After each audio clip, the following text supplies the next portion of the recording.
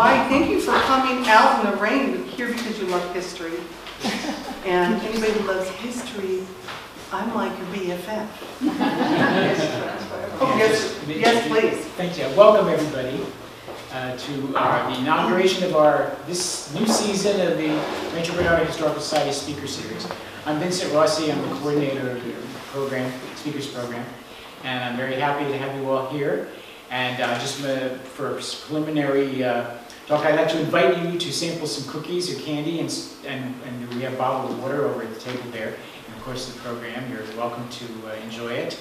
You're also welcome to check out our museum and the information we have about our historical society. For those of you who aren't members already, you might want to be interested in some of our activities that we'll be doing, including this series, which continues in February, on February the 9th, with a talk on the history of the Bernardo Winery by Ross Rizzo Jr., the president and winemaker of the winery. I also want to ask you to please turn off or mute your cell phones. I always have to remind myself of that. Yeah, me too, thank you. Leave your hair in your zone. And now I will introduce our speaker for today. Sandra Bonura is a member of the faculty at Azusa Pacific University.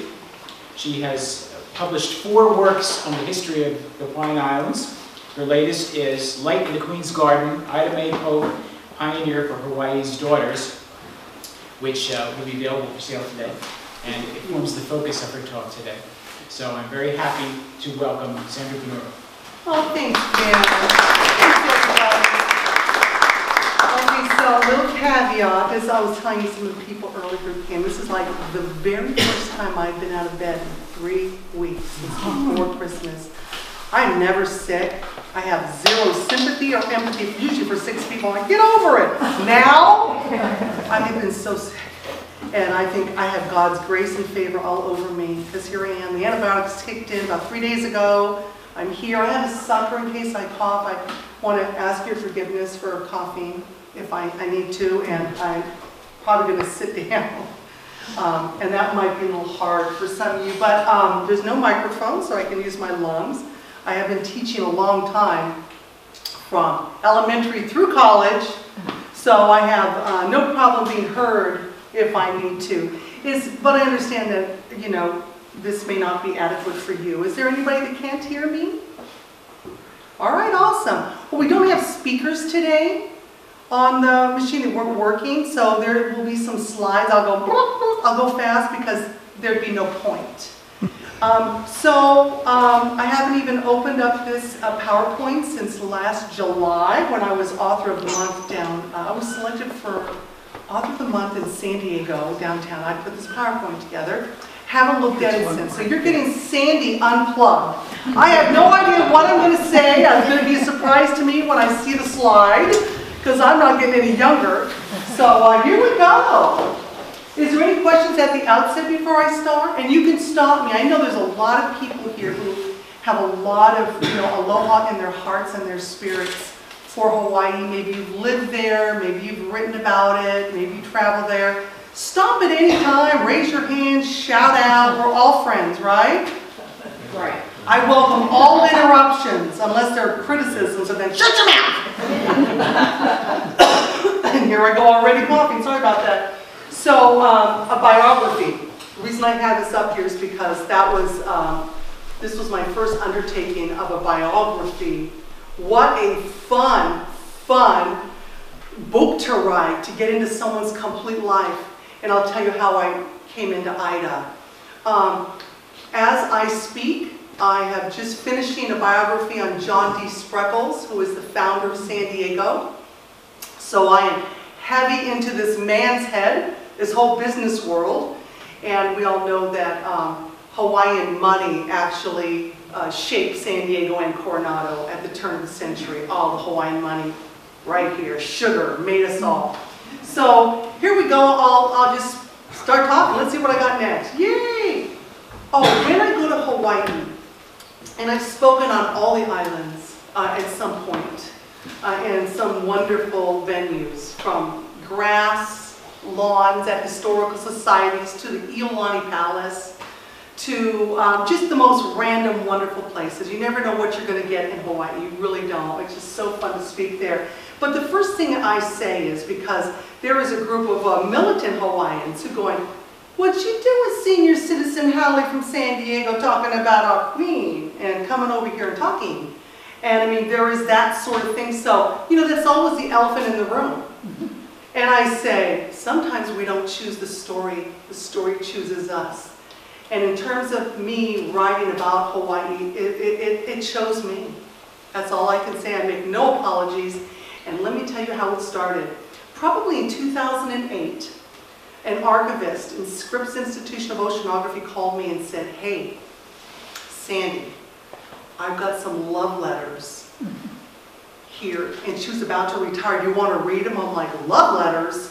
She says, "Yes, they're from a missionary teacher in Hawaii to her fiance, who's going to Harvard." And they're just, I typed them all. I'm about to retire. She's been 35 years the archivist at Scripps Institution of Oceanography, which is actually no longer there, sadly.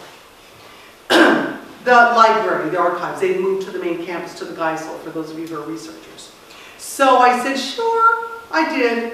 And I'll just briefly tell you that when I started reading those letters, it had a profound, they just grabbed my heart when I started looking at these letters.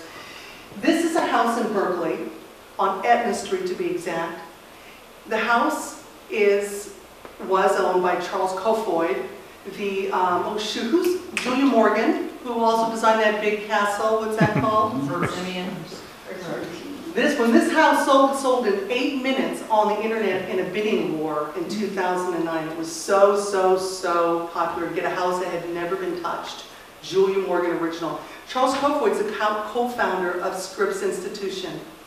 And so when he died, and all the people who lived in this house hadn't touched a thing either, he and their children left, this attic was donated.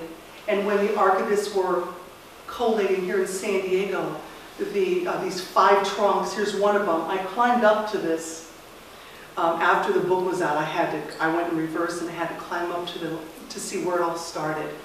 And it was the cataloging, and the archivist and her staff, everything that you'd expect to find. Oceanography material, I mean, everything to do was, except for this one trunk that held rare Hawaiiana.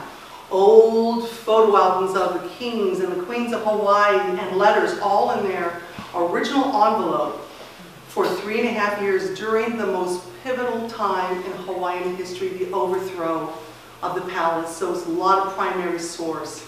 And when I started reading those letters, good golly, Miss Molly, they were the most riveting. I couldn't believe it. I never really knew how we took Hawaii. How that all happened. And then to read it from a female perspective and from a teacher. I had been originally, if you're a teacher or principal in schools, yeah, so these kinds of things, these letters grab our hearts when you're reading from another teacher talking about it anyways. So just to give you some idea, these letters became this book right here. They're edited. They're pretty awesome. And I thought, when I said to the archivist, it's so amazing. Do you mind if I start working with it and make it and see if I can get it published? She said, this book's not going to get published. No one wants to. I'm going, oh, I'm pretty sure this is important. Well, anyways, I'm happy to say she was wrong. So this was the letters from Carrie to Charlie. And it was during the writing of American Girl in the Hawaiian Islands.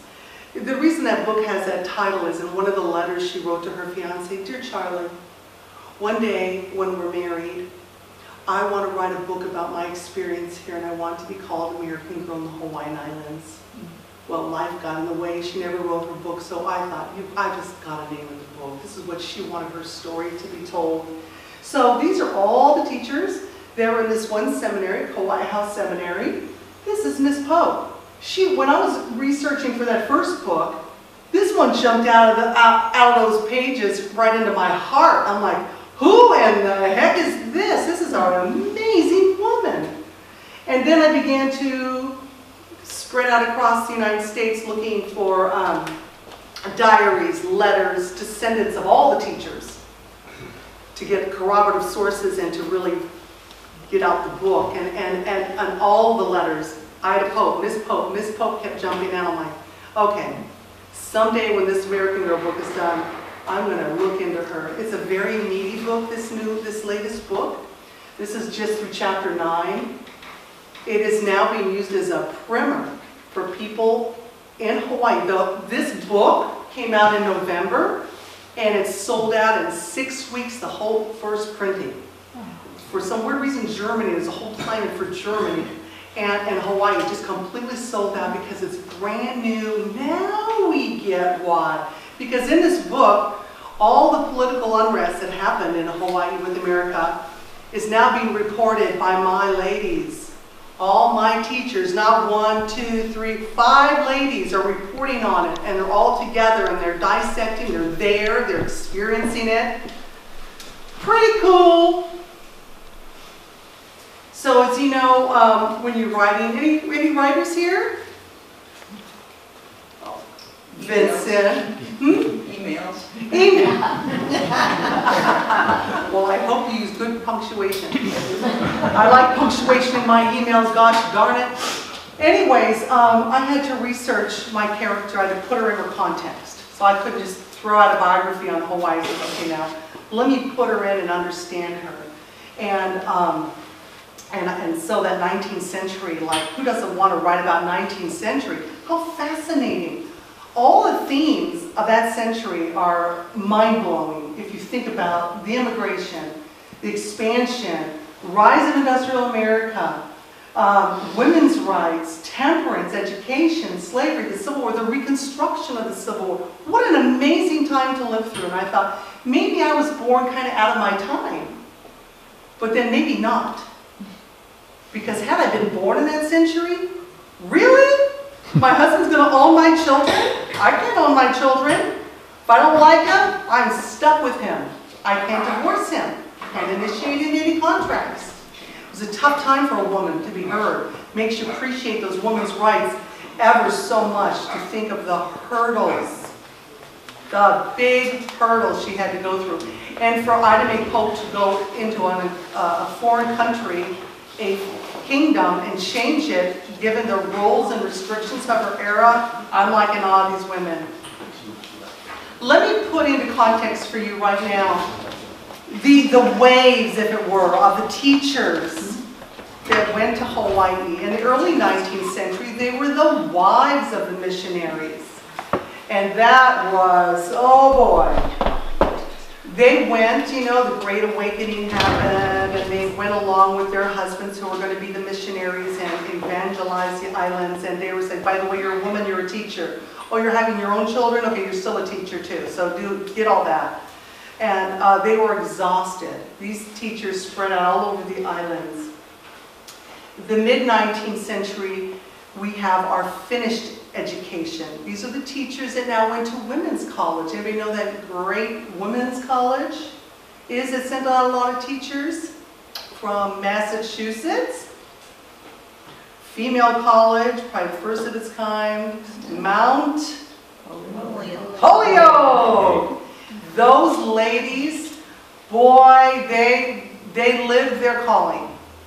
When they finished their education, they went and established all these boarding schools all over the islands, taking in orphans and children, and for the first time young women, and getting them an education.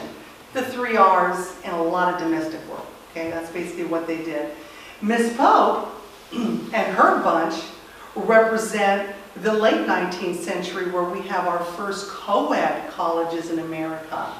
Does anybody know the first ever one? It's in Ohio. Is it Oberlin? Yes, sir. You're getting a gold star. Oberlin.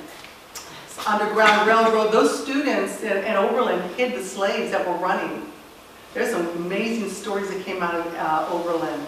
So right now you can tell that Holyoke here, excuse me, that's still Oberlin. Ida Pope is from the class of 1886. What do you already see about her class photo that's different? And than previous decades. They're black people. There are black people. Can you be more specific? Black women. Oh my gosh, that's like phenomenal. So by the time she gets to Hawaii, she's already got these ideas of interracial, these huge ideas of interracial relationships, and they're already so much more progressive. But when Ida Pope graduated, she didn't actually get a degree at that time because young women didn't get degrees. You weren't a man, you didn't need one, so you got this little certificate. You did the same coursework as the man, but you got a certificate. Very interesting. When Ida went over to Hawaii, she didn't have this altruistic, at that point, Ida and her cohort. It's because America was in shambles. This was getting for the first huge depression in America, the soup lines people. Nobody was eating. Ida's own father lost his business. It was just a terrible, terrible time in America. There were no jobs. And women at that time were going, hey, college educated, especially Oberlin, we really want you now. Because those Holyoke teachers were exhausted and tired and getting married and, you know, whatever. So Oberlin, you want some money, you're going to live rent-free, you can sit at home and help your family. If you have an education, we have a place for you. You can keep your reputation intact because you're going to live in boarding schools, right, with the girls. This might be, I was going to say Madsen because I have some Madsen people here, but I don't think so. So anyway, this is the seminary they went to. I've actually written up this whole history of this. I'm kind of known in Hawaii for some weird random things. This is one of them. I get emails regularly from people who want to know about their tutu, their aunties, or on the American side, their aunties who were teachers here. And so I'm called on about the history of this school that was in a partnership with the Hawaiian government and the missionaries. It was really a collaborative event that has no parallel. So, there you go. Oh, fun fact, you guys know who Father Horton was in San Diego? You've heard Horton Plaza. He married her later, so San Diego. So this is Koyasa, it was a lady killer. Hey, it was no joke. That's Carrie Winter in the back of her class, Carrie of the American Girl book. That's her in the back of her classroom with her girls. It was a real joy to return photos like this that came from the trunk of the attic that was in scripts to the people finding the Hawaiians who are related to these because Carrie labeled their names, making Ancestry.com things that I would use. And by the way, is your great-grandmother, you know, Malia Kapali? Well, yes, it is. Would you like to see a picture of her? What? We have no picture. Oh, would you like to see a student essay I have she wrote when she was 12? What? Those are the kinds of fun stories I got to collect, returning those things across Hawaii. Oh, wonderful, wonderful thing. You know, it was a Hawaiian tradition when Grandpa died, you burn it. He's gone, his spirit's gone, burn his stuff. That makes it very, very hard for the descendants to try to piece together their stories because that was the custom, to burn everything, all documents. So that's why Hawaii has this huge fervor for oral histories now. Anybody who's in, you know, you go past 80, let's get a video camera on you right now. Nobody does oral histories better than Hawaiians because they've been ripped off from their history. So when someone like me comes with all these artifacts of your grandmothers and your great-grandmothers and your grandfathers, it's not to be taken lightly. This is Ida Pope. Excuse me. Yes, ma'am. Sir. On the last caption, it said the lady killer. What's the context of that phrase? Oh my gosh. The context is that the teachers kept begging the trustees for everything. This school is killing us. We need supplies. We need anything. As a matter of fact, it's literally a lady killer. There is in the Oberlin school files of a teacher who worked there, the cause of death, overworking at Honolulu school. That is the cause of death. So the lady weren't the killer, they were being killed. They called the school, the Kauai Seminary was the lady killer. Okay. Yeah, so the turnover was immense with these teachers. They couldn't handle it. these young women, they're away from their family, they didn't have teacher training back then. You got an education, go teach. They didn't know how to manage an entire house of, hormonal girls at the same time. Imagine 5 teachers to 142 Hawaiians that didn't want to be in these outfits. They wanted to be barefoot on the beach. This was really rough. Are these teachers? She's the teacher, these are students. Oh, okay. These are girls, these are high school girls. And this picture was taken in 1892. How were the students selected, or what brought them to the school? Oh, that's a very good question. Some of them were handpicked by Queen Liliuokalani herself, because she had an educational society for the young women in Honolulu, because she wanted better for the girls, so they're orphans. Their parents are on Molokai with leprosy, or they're the daughters of Hawaiian missionaries that were saved in the first part, so they're gone off, and so they're here by hook or crook. You've got kids attached to the royal household, and you've got a girl that doesn't have anybody, and she's poor as dirt. So what a cross section. And Carrie, in her letters, on this book talks. Some of the letters, and I only have like 4 books today. I'm not here really to sell books. I have like 8 books. But if you want, you can have my author's prize. And she talks about these girls. It's just like eye-opening. So that's a boarding school. That's a boarding school. And this is her sister Catherine, who came out later. As if any of you, well, I think I have a slide. Who knows if I have a slide, but I may have a slide there to show you where this is. Remember when my teachers arrived on the pier from their steamships? Hawaii was a recognized monarchy patterned after the British monarchy. It was legitimate. When Queen Elizabeth had her Jubilee, Hawaiian monarchy they rolled up just as another monarchy. Some of the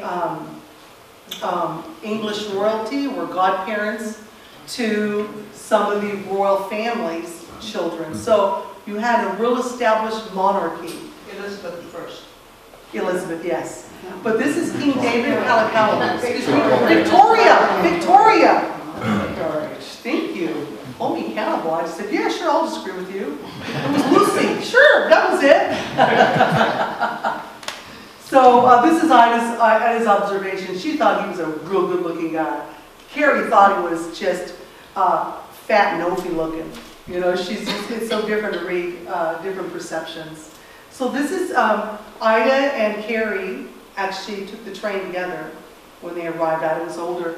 They arrived in the fall of 1890, and then King Kalakaua was dead within months. That king that Ida was so in love with. He actually, I think San Diego actually killed him. I'm telling the whole story. Actually, that story's in Ida's book about how King Kalakaua, not well, he wanted to come see his friends and his benefactors, the Spreckles family in San Francisco. And at that time, they said, "You don't look well, King. You need to go down to the Hotel del Coronado. My son, John, he owns a hotel there now." So David Kalakaua arrives in December of 1890 at a Hotel del Coronado. It's a big banquet for him. Our city band breaks out the thing. San Diego greets him with, pomp and ceremony for a king visiting San Diego. He's the first monarch to stay at the Hotel del Coronado. Anyways, I doubt he enjoyed that banquet much because he right away left with his retinue, went back to San Francisco, barely made it up to his room at the palace, and died in San Francisco. And in those days, the cable under the, everybody in America knew the King of Hawaii was dead, except for those in Hawaii. They had no way of going. They waited for the next steamer to come with the paper. There was no cable. So when he arrived, they say when his ship came around Cocoa Head, with our president put him on an American warship with the flag at half mast. We're like going, uh-oh, this can't be good. And of course it was not. This is the kids going to the funeral, describing to see their king lay in state. When King Kalakaua died, this is John D. Spreckles' very dear friend. They were close. And this is like the principal. Remember Kauai Seminary, the boarding school?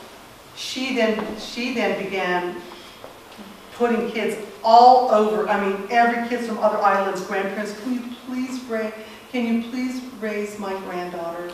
I'm too old, too tired. She's like, oh sure, bring her. So, but the Queen was in and out of that school like it was no one's business. She was scrutinizing the American teachers, and when she walked in, all the kids would, you know, bow down and beg, you know, it was a whole thing, which some of the teachers said, oh, the Queen visited us in their letters, and another lady in the letters like, oh my gosh, why doesn't she stay in the palace? She's so upsetting. Every time she walks in here, my girls have to stand up. And she says, we didn't have a Boston Tea Party for nothing. You know, she's not my queen. They don't like teachers. It has a mixed opinion about the whole thing. And what is that? So that's one of the slides that has notes down to it. Just, I'm missing anything really. It's a documentary I was in, talking about this education of girls and the Queen, which is like, it's a whole Hawaiian movie. There's this big white face like here. And it's like, it's so random. They don't say who I am. That actually did some talking. Did you hear that? Yeah, computer. Well, whatever. That was interesting. So as soon as Ida Pope, someone of her character, got in charge of that school, she's like, oh, Queen, these trustees, they're congregational ministers, they were prudent. They weren't going to let a nickel leave their coffers.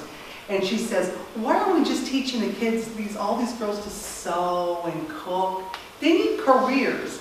She represented, you know, these teachers in the late 19th century, they were represented, you know, an education. So they wanted their girls to have an education like they had. So Ida Pope said, we need them to be reading the great classics. And we need them to be acquainted with poetry and art and geography. They're like, what? Absolutely not. She fights with them every step of the way. Then she says, you know, why don't I just go around you and partner with the Queen of Hawaii? And that's exactly what she did. And this just established her and the Queen are thick as thieves now. And remember those letters, some of those essays I told you I was able to return? It was stacked full of them, but there's just a couple. They're all in the book. Every one of them have been done with this. This is a researcher's dream. I want to write a book about teachers and their experiences and all the history and talk about children. Now I get to see what the children themselves said about being Hawaiian at the time. Wow, what a holistic look for me. It's just pure joy as a former teacher to bring the voices of the children. I have like 8 of those essays. They're like multiple The pages. penmanship is certainly nice in that. Our Yes. kids can't write now. No, they don't. No. No, they don't. That was very, very important. And then Miss Pope said, you know what, why are they just being darning socks? If they're going to, you know, let's teach them to be dressmakers and fine underwear and tablecloths and things that they could actually earn a living with when they left the boarding school. And that was one of my very funnest chapters to write in Light in the Queen's Guard. Does anybody know what this word means? Palikia in Hawaiian means trouble. And there was lots of trouble in a boarding school. Oh my gosh, harsh discipline. Some of the discipline that I read in American Girl book, I remember one night reading it for the first time. I was like, I cried. I cried and cried and cried. My nightgown was wet because some of these girls were locked in closets with only water for 3 days because they disobeyed. Some of them were strapped with leather whips. It broke this mother's heart. It broke this teacher's heart. And wow. So that's the kind of things that have been going on in some of these schools with the boys' schools too, because I got diaries and letters from all the boys' schools going on. Kamehameha School for Boys. Whoa! So I got to learn about some of the retaliation that the kids did, and that was fun. And what a hard job it was for these teachers. They were really out of their league, except for Ida Pope, who had experience as a teacher. She was cut from the different cloth. And she wasn't a New England Congregationalist teacher like the other ones were all over the islands for the decades. She was from Ohio, and her family were Democrats. She was cut from the different cloth. Carrie was always going, when Charlotte, Miss Pope was playing cards. Oh, Miss Pope, do you know what her views are on dancing? Oh, she approves of dancing? It's very interesting. She's definitely cut from the same cloth. She was hardy. Some of the Excuse me. Who was doing the reading? The teachers? teachers, So a lot of the teachers weren't very good. no, they were not. You'll read about some funny teachers in these books. So one of them was absolutely insane. Ida Pope had to take her to an insane asylum. Oh my. That story's crazy. And then there's these two teachers that came, were always drinking and partying.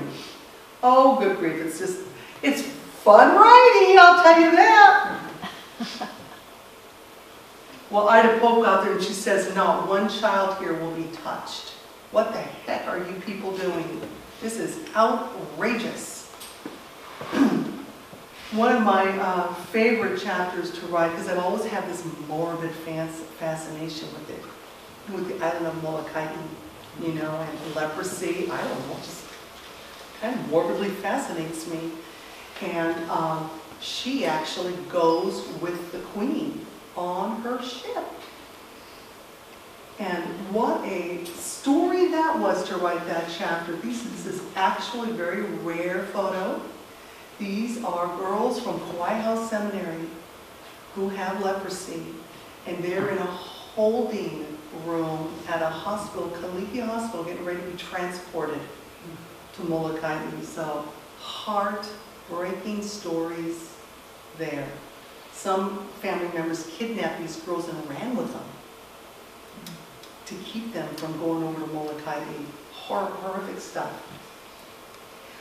So, this is a picture of Molokai, and just within months of her ascending the throne, she said to the people of Honolulu, Queen Liliuokalani did, she said, if any of you have family members who are on the island afflicted with the disease, I am making a visit and you are welcome to join me, make application to the palace.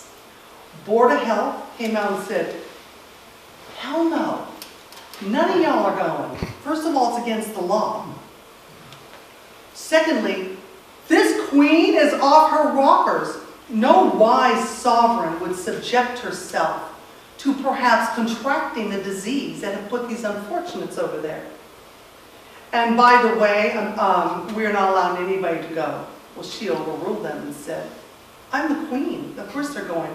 Well, Miss Pope said, Ida Pope, boy, she was furious. She said, well, you know, I think I'll go with her. I think we have some students over, I know we have some students over there. I'm going to take them letters from the family and some schoolwork and check on their welfare.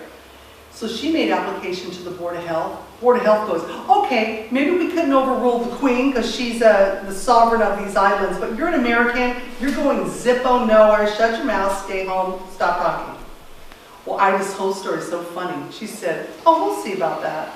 She marches up to the palace, you know, gets entrance into the queen, explains to her how important it is for her to go. Queen gives her royal permission for Ida Pope to go on this Molokai visit with her in the first act of rulership. Ida's story about her walking on the game plant to go up, waving the papers to the Board of Health people is just classic Ida. Question? Was Father Damien in the picture? Father Damien had just died. But those of you acquainted with the story know Mother Marian. Right, do we have Catholics here?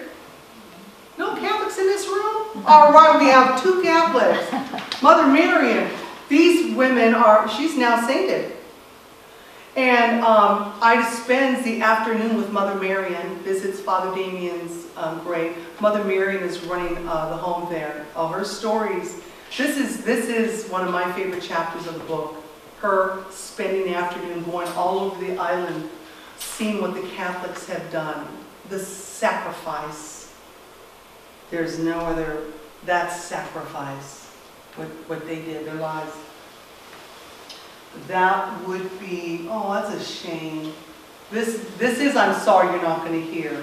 That documentary I'm in, Ida Pope has written a letter. It's foundational now since the book came out. Dear Lois, that's her sister in Bucyrus, Ohio. She's writing out her visit to Hawaii, and they have an actor that's reading the letter. The whole letter's in there, but next time we'll see that. This book is, you guys familiar with this book? Yes, I read it, I bought it. Awesome. The sequel's coming out. So he's on a book tour here, Alan Brenner. He'll be here in San Diego in March on the sequel to this book. This book is also, he was one of the people who reviewed the book, the author of Molokai. And I've never known him before the publisher sent it to him, but he now talks about Ida's visit and some of the stories. Well, this was the toughest chapter in the book for me to write, because I thought to myself, this is where I can get crucified real quick by the other researchers of Hawaiian history, especially, you know, the militant ones, those PhDs at the University of Manoa. It is the revolution, it is the overthrow, and it's all primary source material, and I had to get it right. It probably took me a year to write that chapter, just making sure everything was corroborated, everything was right. So just to kind of put into context, over there with the red arrow down, that's the school, that's Kauai House Seminary. And you guys know Hawaii, some of you here know where the big palace is? Look how close the school is. The Queen just had to walk back and forth to see if, make sure things going well at the school. Across the street is Kauai House Church, still there today. My favorite place to attend any service. It's been there since 1819. It became built there. Mission House Museum, just to put it in perspective. Where's the bishop? The Bishop Museum, that would be up. Oh, yeah. That'd be out of this shot here. And then you can see Spreckles Bank here, that's our Spreckles. So he'd already laid down his, you know, roots in San Diego this time during this whole thing. And these girls were like, all the American teachers like going, oh my gosh, what is happening? We're being invaded? These girls are crying, they're scared, what's going on? Our king just died. Now there's 1,200 men in back of the school going, oust the queen, oust the queen. Can you imagine the frightening tenor in a school like that? These poor little girls who have no other home. Most of them have no other home. They were lost. And all the teachers in the school, it's interesting to see their different views. They're like, yay, finally we get an American flag over here. And then the teachers are going, what the heck? Why are you messing with this monarchy, these beautiful people? So a lot of different information. And the boys' school up the hill, those boys got rifles. And they were shooting. Ms. Pope said, we got to keep these girls calm. Turn the clocks back. Let's keep them sewing. Let's sing. Don't let them be in the dorms themselves. We're going to sleep with you. Everybody's going to be together. She had to be a stabilizing force. And I have a diary that's a minute-by-minute blow of this whole thing by this one teacher named Lilla Appleton. Now, Mr. Castle, you guys ever heard of, you're old enough to know Castle and Cook? Well, Castle and Cook, this Mr. Castle, this showed up in the Boston Evening Transcript. Well, you know what, this queen must have been, you know, she had some good traits of character mingled in with Ingle, but if she had just shut her mouth and quit trying to change things, she'd still be there. They wanted, the white rulers of the time wanted the queen to reign, but not rule. Remember, the English monarchy only reigns, they don't rule. But in Hawaii, they ruled and reigned. They were the government. That was very different. That's how they had been from time immemorial through all the Kamehameha lines. So that's a horrible, hurtful thing for Her Majesty, who actually educated Castle, by the way. She had these girls in her school. Anyways, I want all my girls out at school right now. Pack your bags, come on home. How dare you? I have supported this school for decades, and you who run this school, this is how you talk about me, and you overthrow me and lock me in my palace. Quite interesting. This essay is written by Lydia Oholo. When I was researching who in the heck she was, when I found this essay at the nth hour, I thought, oh my gosh, this was the Queen's adopted daughter. She didn't have natural children. This was her adopted daughter. This is an important essay. And you can see she says how she talks about it. I was brought in school when I was 5. Her Majesty was not on the throne at that time. She was merely only a princess. And she talks about how the Queen came and gave her name and adopted her, took her back to her home in Honolulu and raised her. Miss Pope fell in love with this girl. And I had known that name as well because, remember, the book was done, but I was starting to work on Ida's Pope at one point.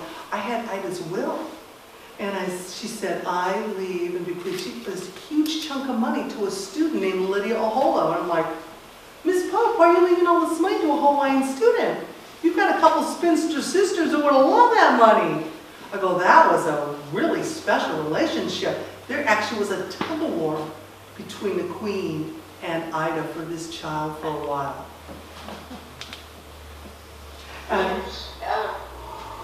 She can't sit down on the floor like we do. Your speaker's working. What did she, or do you know what she thought about Gibson, Mary Gibson? Seemed to have caused so much. Okay, so when I was putting the book together, I knew there was this book written on this purportedly oral tape recording up there from her when she was 98. She lived to be 102. Huh? I'm sorry, 101. Yeah. But anyways, when I went over to Honolulu, I met with her descendants because she didn't have children. I met with her great niece, and I said, well, hey, there's a lot of things in this book that are wrong. She says, oh, I know, that's just horrible. I'm going, well, this is foundational reading. This came right after that Mishnah book. What was it? Hawaii. It was Mishnah's Hawaii and this book, foundational reading. Well, when I started reading, I'm going, that's such a hogwash. Hawaiians love it because it says exactly what they want to hear, and I appreciate that.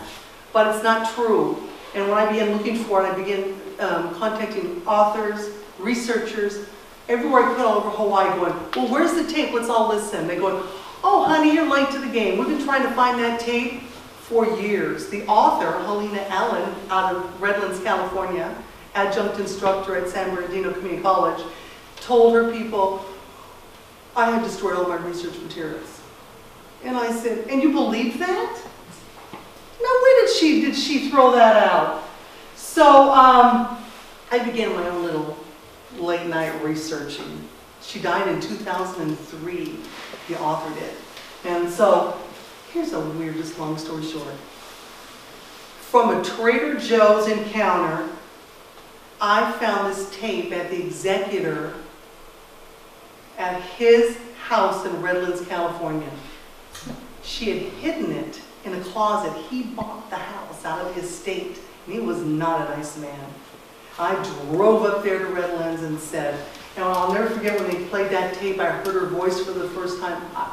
Again, there's a lot of emotions that happens with all this stuff. Knowing, you know, that she's been holding this tape of all, they would love to hear her voice again. And this was the Queen's daughter, so she was revered in Hawaiian history. Anyway, I found it. Long story again. We returned it to Hawaii. It made the front page of the Honolulu papers on a Sunday. This guy the journalist won some award for his formatting. What an amazing thing. Everybody looking at Hawaii, and I was too. It was. How do I get chosen to pick it? I don't know. I didn't do anything that special. But there it is. She can't sit down on the floor like we do. She's talking about the Queen, how the Queen had a limp.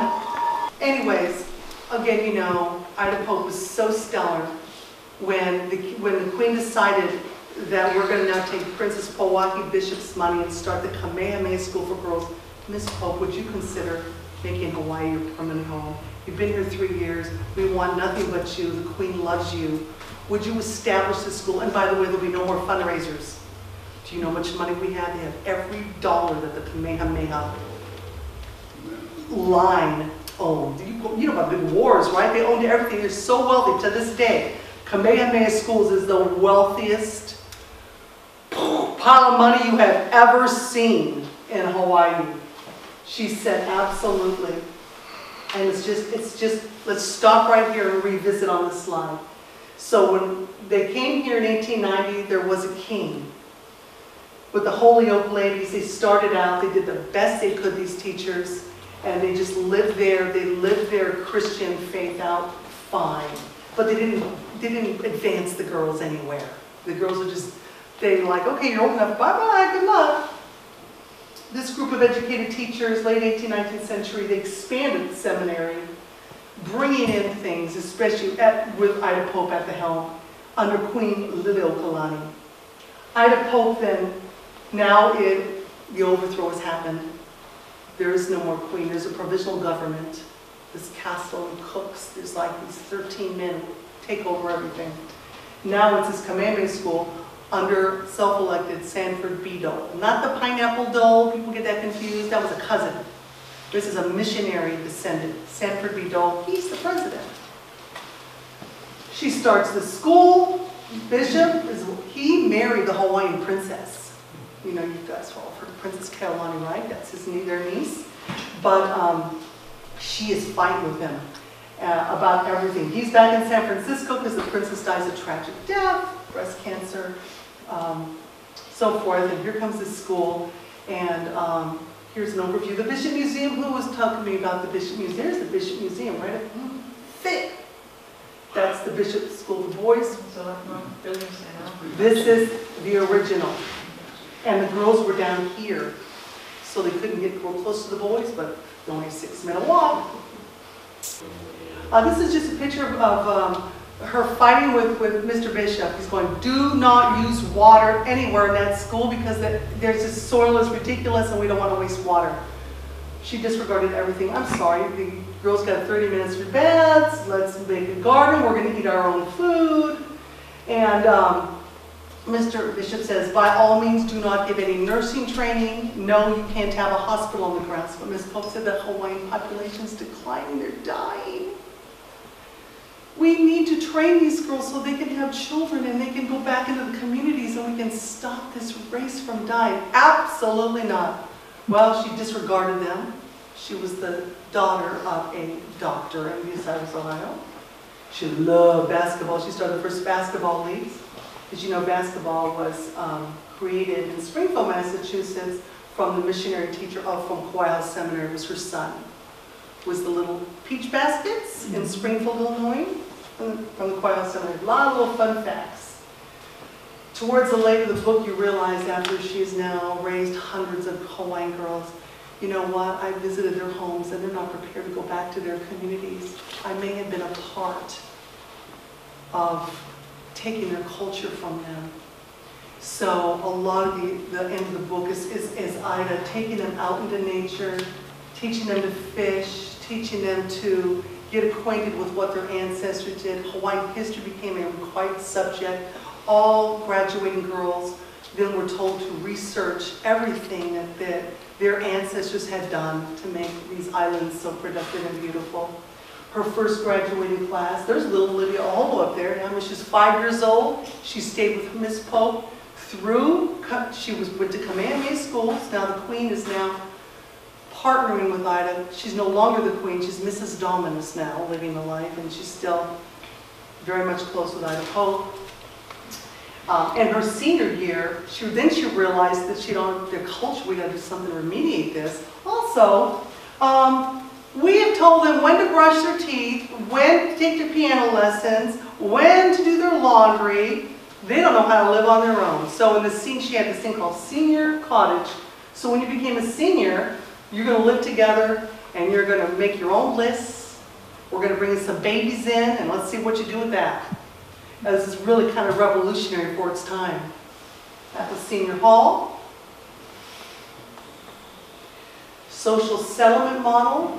You know, out here in California, we don't really hear about, you know, social settlements the way that they do on the East Coast, you know, because they were sort of, I mean, Jane Hall, do you guys know who she is? From Jane Hall. Jane Addams with the Hull House. Where's the Hull House? Chicago, right? Chicago. Yeah. Good friend, Jane Addams is a very good friend, as was John Dewey with Ida Pope. They all visited her school there. And by the way, so Scripps, L&B Scripps, went and visited Ida's school and created the Bishop School in La Jolla, patterned after Kamehameha School for Girls. Everybody was going to see what this one little 5'2", blue-eyed lady was doing for 24 years now in Honolulu. Her story is remarkable. People are coming from all over the world. She wanted to clean up the neighborhoods. This is the Palama neighborhood of Honolulu. Looks a little better today. Still very rough around the edges. Ms. Pope created the settlement model. She said, Jane Addams can do it in Chicago, we can do it here. Girls, grab your stuff. You're going to start teaching English. Okay, by the way, you want to be a teacher? You're teaching Sunday school. So just amazing. Well, let's go do their laundry. These kids are getting too much diseases. Let's fix them up. We're going to go in the community. I can't put everything I have into you girls, raising you, educating you, and this is a community you got to go back to. No, you have responsibility. This is the Sunday school she did. I don't know how she did it all, honestly. I want to yell at her in the book as I'm running, going, stop doing that, it's going to kill you. Let someone else do it. It looks like there's a boy. Yes, this is the Palama Settlement. This is community. These are kindergartners, not at her school. She sends her girls down here. And do you know the settlement's still there today? There is not one plaque to her anywhere. I'm like, what? She's the founder, but this guy here who's 6 months, he gets credit. Ida Pope was there for 24 years. Oh, I fixed that. For kindergarten movement. Oh, this is just all crazy stuff when the, and you know, Queen was overthrown in 1893. We have the provisional government, and then it takes, you know, to 1898 before the official switch, and that is because of, once the Spanish-American War happened, there was no going back. America said, well, we need the Hawaiian Islands, and we need Pearl Harbor. Sorry, we're taking it. And by the way, Ms. Pope, can you send down 12 girls to lower the Hawaiian flag in the big ceremony? She says, no. And instead, she had the girls sing their patriotic songs all week in Hawaiian. This is I read Ms. Pope got some principal of Kamehameha schools over all 3 of them fired. I'm like, how would a nice lady get someone fired like that? Now I know why. Look at his agenda. This was at a conference in America. Can you read into that? Yeah. Shocking. No wonder she got him fired. Good for you, Ms. Pope. So, other things she did, the organization, she had this big social settlement. Oh my gosh. Then these girls, anyway, back in the 19th century, there's only one high school for all the islands. It was on Oahu. So if you lived in Kauai or Maui or the Big Island, tough. You're not going to school unless you had some place to live. So she created these homes where she became president of, as well as running the school, board of trustees, where these girls could work and live. And they became very important to the Queen later on. And the list was so long, waiting list to get on. And so there was like 1, 2, 3, 4 of those homes that kept being, it was just amazing, amazing concept. So as the, I'll go back to this one here. The thing is, what she did, she went, all the while doing this, she goes back to the University of Chicago in the summer, and she takes these graduate courses, and she says, well, this is, I need to, she took graduate courses from the people, like my master's is in counseling, and all the foundations of the theories we had to learn, and they were her professors. I'm like, oh my gosh, because in those days there wasn't teacher training, you did it through sociology, back at the University of Chicago. So anyway, she has a social surveyor come out, survey all the islands and the working conditions, and then she says, my girls are working at the Dole Pineapple Factory and their feet are burned raw from pineapple juice. They're standing in all days. And so she had a little, just changing things like that, having slats where the pineapple, they could stand on slats where the pineapple juice could go. She was exhausted doing everything. You know, when you were her graduate, she was now grandmother to all their kids. It was just really hard. She changed labor laws in Honolulu just before the World War I. So when the book was out, that's when I did a reverse. I went to her little hometown of Bucyrus, Ohio, and I spoke at the Bucyrus Historical Society. That was very sweet. The whole little town came forward with all their cookies, and I brought Ida home. I visited her grave. I went to Oberlin first. I went to University of Chicago, sat on the bench where I'm thinking maybe she sat here. You know, let me walk the path. She might have walked.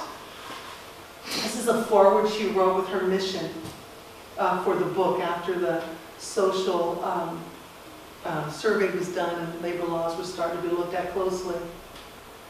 This is the greatest gift you can give in Hawaii. It's still practiced today. It's called hanai. Do you know what hanai is? Hanai is the act of adoption, but it's not legal. You raise each other's kids.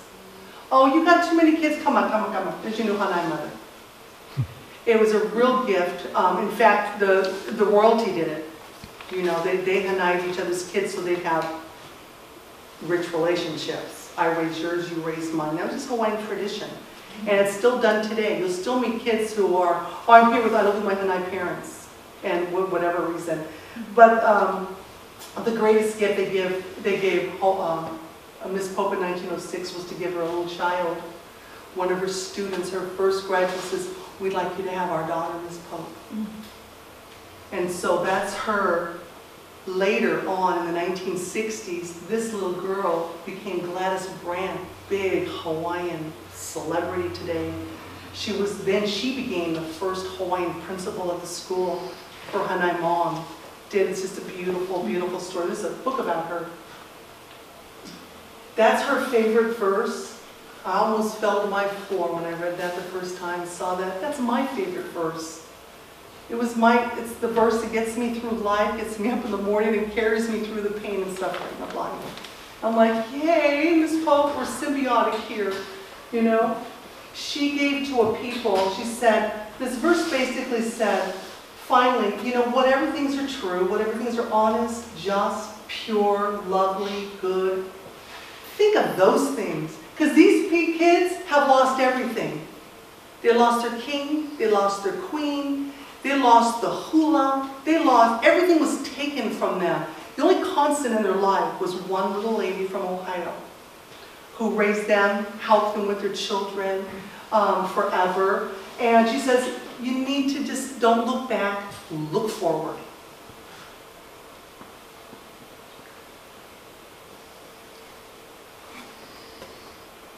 Well, she died way too young, that's for sure. And she died actually in Chicago. Her family moved there. She told the girls, look, she had a big alumni reunion, 500 people. I don't feel so well. But I'll be back in the fall. I'm going to go stay with my sister, see her local doctor, and I'll be back. Well, she died of a stroke and never came back. And when my book was, the book released in November, there was a Hawaiian woman in the audience at the Honolulu Book Festival, and she had already read the book. It hadn't been out that long, but she'd already read it somehow. And I could tell she was in Hawaii. She belonged to that society, I can't say it right, society with the hat with black ribbon and the long white dress, and she stood up. I go, uh-oh, I'm in trouble. I mispronounced something or said something. But this is just recently, so it's in my heart still. She stood up and she turned around, she looked at the group, a lot of Hawaiian, she said, let's go get her. She belongs with us. I was like, oh, you get it. You get it. And that's her grave in Bucyrus. I really wish I would have seen it. She would have wanted to have been buried in Honolulu. There is no question about it. Scholarship still today But do you think, she had 3 scholarship funds that she did all for her students. Go get a job, I'm going to send you to teacher's college, pay it back when you start working. You want to be a nurse, send it back. What? You've got a flood, here's the money, pay it back. Alumni, family takes care of family. This is Lydia O'Holo in her very last days. This is her friend, AOE, Ao, and Ao Wong Kong. They were Miss Pope's students, they lived the longest. So 98 years and 102 years old, there they are together, dear old friends. And this is one of my very favorite pictures, because this is the Kamehameha School faculty, and there's Ida Pope, and what's she doing? Looking in another direction. It's just perfect. And this is what her students wrote in the local newspapers.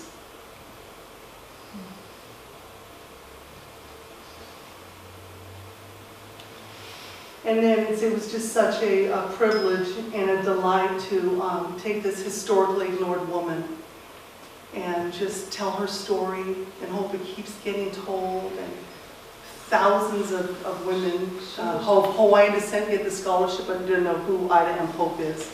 So hopefully the message people learn about, you know, the complicated takeover. It's just been such a privilege. And I thank Mr. Rossi for having me here today. And with you, it's a delight to be with people who care about history, even if it's not your area of particular, you know, fascination. It's all our history. And I'm delighted to answer any questions that any of you have.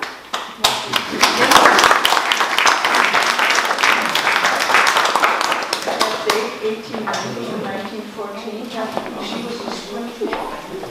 Well, when she arrived in 1890, she was 24 years old. Actually, she was 27. Oh, That's when she arrived. That's her time in Hawaii. Okay. I do? Oh, what a sweetheart. Thank you. Yes, sir. When did she visit San Diego? Oh, Ida Pope.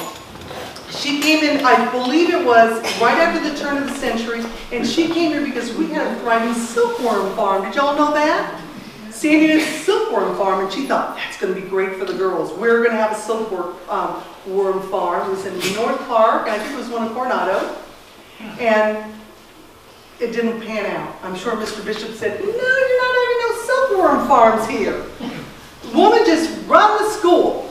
There was also a silk factory, silkworm farm in San Marcos for a while. Oh, is that right? In that same period, there was a processing factory there for a while. It didn't last too long, but I remember researching it. Absolutely. It was a viable way to make money. It was a real cottage industry for San Diegans at the turn of the century to make that kind of money.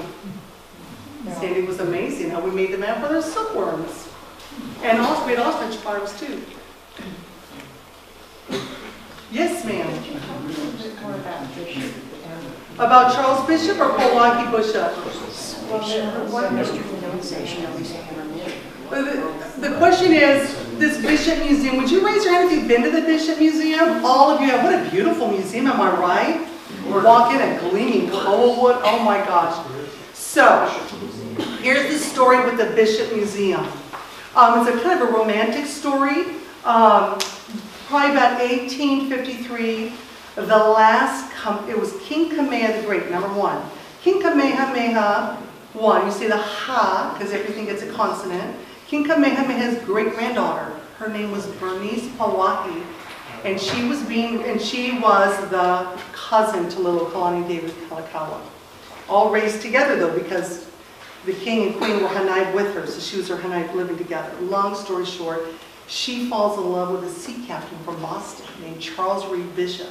She'd already been promised to marriage by her parents, and it was going to be to Lot. And so you need to marry another royal child. You know, we're going to ensure our dynasty stays, but she fell in love. And the missionary community, Bernice was beautiful. Bernice had a Scottish father and a royal Hawaiian mother, and she was gorgeous. And she marries Charles Reed Bishop. King Lot is dying and says, get Bernice so we can keep the Kamehameha lines. So he asked for her to come. She says, I am sorry. I want to live a life of philanthropy. I don't want to rule any kingdom. I'm sorry. That's when the Kamehameha line died, when she refused it. But then she got breast cancer. She went on one of Spreckle's ships, by the way, to San Francisco for the surgery that went horribly wrong. She comes back and she dies, and she is a bazillionaire because she inherits every single, anybody who dies, she inherited. So the money was piling up, pile, pile, pile, pile. Charles Reed Bishop, the sea captain, was then left with all her money. And he wasn't no slacker either. He just didn't marry for, you know, he was a real entrepreneur. He safeguarded that money, establishing all the lands, keeping it for future generations. That's why Kamehameha Schools today is the most beautiful school you will ever. Has anybody ever seen it? It's hard to get up there. It's on the top of the mountain, but the Bernice, he's the one that started the museum to bring in from all over the world things that have been taken. Gorgeous museum. But that's in honor of Bernice Pauahi Bush. And Ms. Pope kept reminding Charles Reed Bishop, by the way, your wife would have wanted all of this, so this is why we need a hospital. Your wife, and she named everything after her, hoping to get his approval and money. So really interesting, but it's kind of a sad romantic story today. You'll see her name everywhere. So it's the Bernice Bishop Museum. Did they have any issue? Who? In the bishop? Did they have children? No, they did not. They had no children.